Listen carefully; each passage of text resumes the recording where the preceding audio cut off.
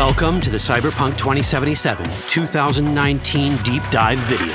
In last year's gameplay reveal, we showed you our vision for the world of Cyberpunk 2077, its quests, and visual design. This year, we'd like to give you a peek at some of the playstyles you'll be able to adopt as your character progresses through the story. Here goes nothing. You're about to see sequences embodying two distinct approaches to playing Cyberpunk. We'll show you a strong solo build, that is, a character who focuses on employing blunt force and taking instant action, and a netrunner build, a playstyle taking frequent advantage of stealth tactics, hacking, and battlefield control achieved using malicious software.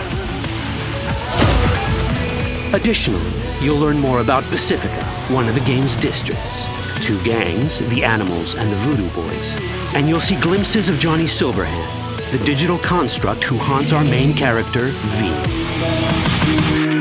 A word of caution. Given that the video covers a section of the game deep into the main storyline, we have edited the footage to contain as few spoilers as possible. Be aware that the gameplay as presented does reveal characters and locations you'll see while playing the game's main story arc, so watch at your own discretion. Where are we headed? As Peralez's campaign promise, and quote, This way. In this video, you'll experience a segment of a quest from the middle of the game.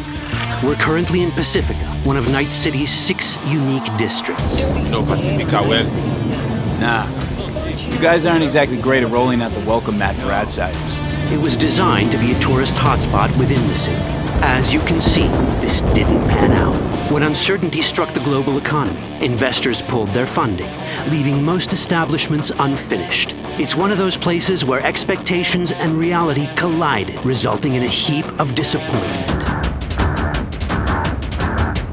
Ongoing gang wars plague this part of the city. Outsiders don't come here if they don't have to. Even by Night City's standards, it's dangerous to those unfamiliar with it. Taking a casual stroll here would not be a good idea. A fast motorbike or armor-plated car would be the safer option. But places like this have their advantages. If you're in need of rare goods or illegal cyberware, Pacifica's bustling local markets are a good place to start your search. The Grand Imperial Mall is a whole other story. It was one of the last developments in Pacifica to lose its funding. Until recently it stood vacant, but now a gang called the Animals has moved in for reasons unknown. Something's not going right for the big guy up top. And that's what we need to learn in order to earn the trust of the Voodoo Boys, the Animals' rivals. What the hell? Could fucking tell me what you plan to do first. You take job. You do what I say. So you check in now. Of the many gangs in Cyberpunk 2077, the Voodoo Boys are the most skilled at using the net. You have now seen the Rezo Agwe, our subnet. Why? What for? You are my vessel now. Through Agwe, I see what you see, hear what you hear. This mysterious gang of highly skilled netrunners has close ties to the local Haitian community. You are V? We have been waiting. Haitians settled in Pacifica in the 2060s after natural disasters struck their island and forced them to emigrate en masse. The Voodoo Boys gang formed around this same time, though at a smaller scale. Now the gang effectively rules Pacifica. The Voodoo Boys don't usually work with outsiders. Lucky for us, it seems they're prepared to make an exception this time. Mr. Hand sent me. Said you got merc work needs doing. Still, to earn their trust, we need to prove our worth. Placide, one of the Voodoo Boys' higher-ups, has offered us a mission. We need to infiltrate the Grand Imperial Mall, currently occupied by the Voodoo Boys' deadly enemy, a gang called the Animals. 2035-07. 3 seconds before, poof, the camionette. We try to learn where the camionette come from. The Animals are not your normal gang. Their presence in Pacifica is suspicious. They value might above all else and wear melee combat implants to raise their prowess in combat. Their beverage of choice is juice, a potent strength and speed-enhancing concoction. As sought-after bouncers, they're usually dispersed throughout town. As skilled street-level business types, they've cornered the market in illegal substances and underground live-or-die prize fights. When they converge in one spot, it's for something big.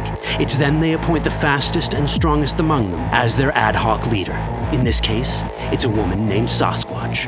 Said you wanted my bag. It's insane. No. As far as I remember, you said no bone brain buffaloes on steroids. Afraid that's the cost of doing biz. This is the tech Placide was talking about. It seems non-standard for the animals.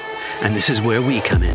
Getting to the van won't be easy, but we're more than qualified for the job, which we can complete in one of many ways. The character creation in Cyberpunk 2077 is the kind you'd expect from a full-fledged RPG. You start by choosing your past, important because this unlocks special options at important story junctures. You also fully customize your character using a deep customization system that spans not only your look and style, but also your abilities. Cyberpunk 2077 does not feature fixed classes. Instead, it has a fluid class system that allows players to mix and match a wide range of abilities to suit their playstyles. You can create a strong solo character, a skilled netrunner, or any other hybrid class you can imagine.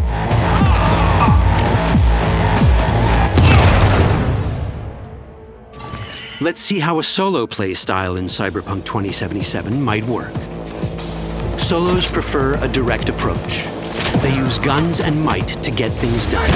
So let's wreak some havoc. With our enhanced strength, we can strip this turret of its weapons and give the animals a taste of their own medicine. This is how a player investing in solo abilities might live out their Terminator power fantasy. Enhanced strength lets us force open doors, or grab enemies to use as human shields.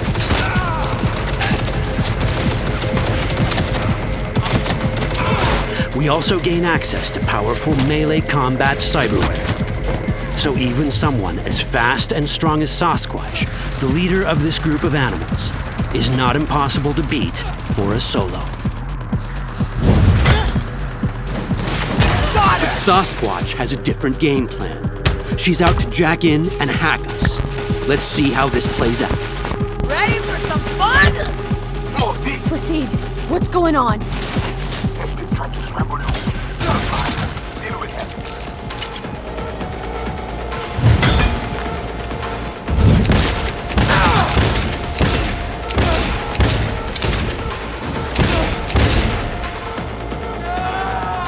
It's our choice if we want to finish her off or spare her. You're Cyberpunk, your rules. If you'd rather sneak around, hide, and strike from the shadows, no problem. Just develop your netrunning skills to get around obstacles or hack into enemy tech to have it do the dirty work for you.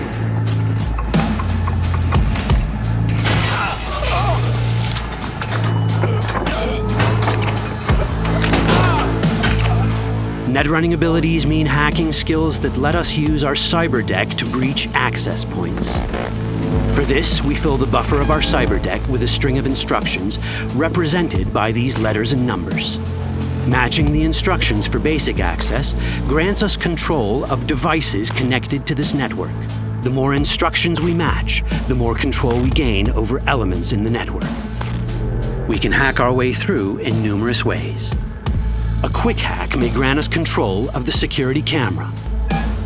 Another one should let us tweak the difficulty of the training bot to create a distraction.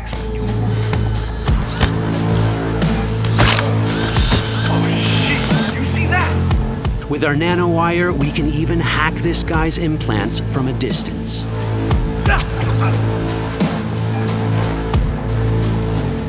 In this world, almost everything is connected to a local network. And that means it can be hacked. Ours is a wolf.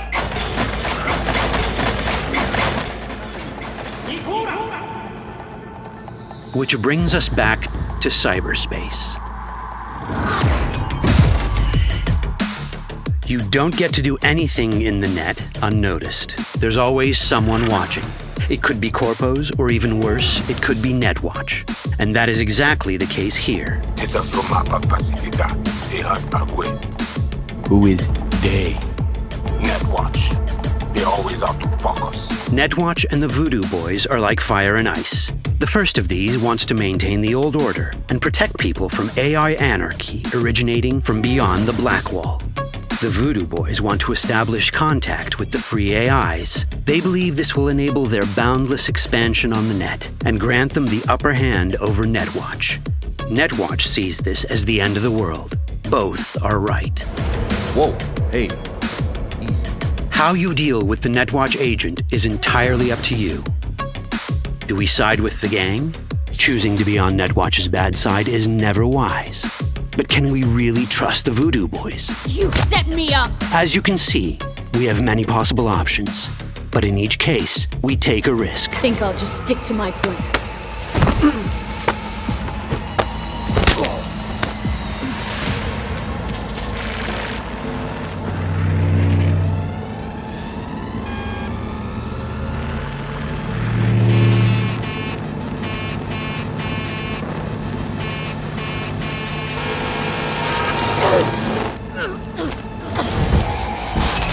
That didn't work out well. In the world of Cyberpunk, few things go as planned. And that was just a glimpse of how complex the branching storyline in Cyberpunk 2077 can get. Every decision you make will have consequences. Your choices will shape how the world reacts to you and affect your relationships with those around you. One of those relationships is special. Ever heard of Johnny Silverhand? A rebel rocker boy who will be your companion throughout your adventure in Night City? Come on, really think they give a rat's dick how you look? Like everyone in Cyberpunk 2077, he has his own agenda. You'll decide if he'll be your ally or your enemy. And that chip in your head, the one thanks to which Johnny lives inside your mind, well, that's a story for another time. All that chip in it!